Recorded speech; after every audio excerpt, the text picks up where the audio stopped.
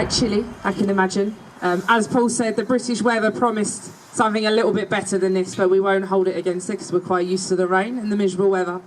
Once again, just before I speak to you all, and I won't speak for too long because I appreciate that it's rather cold, I would just like to open up my speaking with the Lord's Prayer. We are a Christian nation. Britain First is a Christian movement. It is comprised of people from all faiths and none. We have many Christians in the movement, of course. We also have people from all other faiths. Sikhs, Hindus, Jews, atheists. It doesn't matter. The common denominator here is that we all love our country, all love our people. It's funny, there is a bit of a void when it comes to the religions that form our movement. We don't happen to have any Muslim members just yet.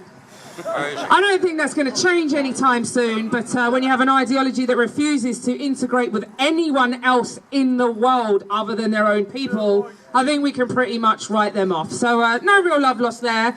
But if you choose to, then I would invite you to join me to bow your heads and say the Lord's Prayer. Our Father, who art in heaven, hallowed be thy name. Thy kingdom come, thy will be done, on earth as it is in heaven. Give us this day our daily bread, and forgive us our trespasses, as we forgive those who trespass against us. And lead us not into temptation, but deliver us from evil. For thine is the kingdom, the power, and the glory, forever and ever. Amen. And for the first time ever, we've held a march, a protest march, in a town, and you know what? The police have been cooperative, they've been fair, they've been reasonable, and I can tell you now that's the first time that's happened. So, big round of applause for the police. The police on this occasion have been fair and reasonable and impartial. You can all see that our type of politics is on the rise. Patriotism is on the rise. We've seen it in the general election 2 years ago, where UKIP got 4 million votes. 4 million votes. One seat in Parliament, but 4 million votes. That was a gigantic groundswell of patriotic discontent in this country. It just shows there's millions and millions and millions of people in this country who are sick to death with being treated like second-class citizens in a country that they've worked for, in a country they've built, in a country their families over the centuries have sacrificed and died for. We have had enough. Yeah. We've also seen with Brexit, you know, I cannot explain to you the happiness I felt. I stayed up till 6 in the morning. And it was a sunny day the next day, so I was sitting there completely exhausted from watching all the coverage, but I had the sun beaming down on me, and I thought this is a new dawn for Britain, this is a new dawn from the West, and it's all uphill since now, to actually have thought that we had the ability and the courage and the patriotism to vote ourselves out of the corrupt leftist European Union that's flooding our continent with migrants, making us second-class citizens, taking the sovereignty that was hard won at the Battle of Britain, at Normandy, and so on. We actually have freed ourselves from the European Union. So God bless the British people. It's an amazing result. But it just shows you, UKIP, their 4 million votes, Brexit, and then we had in America. Who stayed up to watch that till God knows what time in the morning? Like I said, I've been winding all the leftists up, all them scum that are around there, Labourparty, and saying, how does it feel? The most powerful man in the world is a right-wing extremist.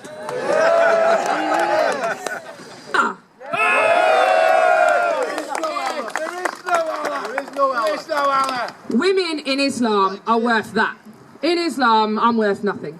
Nothing at all. I'm a second-class citizen, and the false prophet, Muhammad, said that I'm deficient in intelligence. So, I mean, that's quite something coming from a 50-year-old man who was illiterate and had a child bride. I don't know if he thinks I'm deficient in intelligence or the other way around, but that's what the Muslim community, and that's how women are treated. All this nonsense about the veil is liberating. What's liberating about having to cover up head to toe like a bin bag? There's nothing liberating about that. I don't need to cover up. And if they're worried about any of our men sexually attacking their women if they don't cover up, don't you bloody worry, because our men are civilised and we don't need to do those kind of things. The time has come, and it's coming, and the tides really are turning, and you can see it. Which one of you here would rather be called a little name, sticks and stones, and have their children abused as a result of staying silent? Because let me tell you right now, they can call us what they want, but we have a duty to not let them bully us. We're giving them our kids. Do you know, every one of us that stays silent and does nothing, we might as well take the little precious hands of our children and put them into the hands of a dirty, horrible Muslim grooming paedophile, because our silence has amounted to decades of kids being abused. These kids have had their lives taken, their innocence taken. They've got nothing left. Some of these kids have had children by these men because they've been raped. I saw a report about a girl in Telford who bore a child from so many different grooming attacks she didn't know who the father was. There were 9 suspects and DNA testing showed it wasn't any of the 9. Just put that into your minds for a minute. It's a horrible thought and we don't want to process it. We don't want to process that because then we think, oh, what if that was my daughter? Yeah, exactly. Picture it. Picture your daughter coming home and saying, this is what's happened to me and I'm bearing a child from 9 monsters, I don't even know which one. What's everyone doing? Where is everyone? Why are we the only people standing here sticking up for these kids? If it was one of mine, these horrible bastards would be hanging from a lamppost.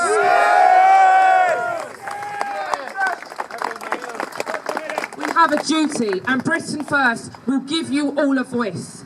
We'll give you all a voice.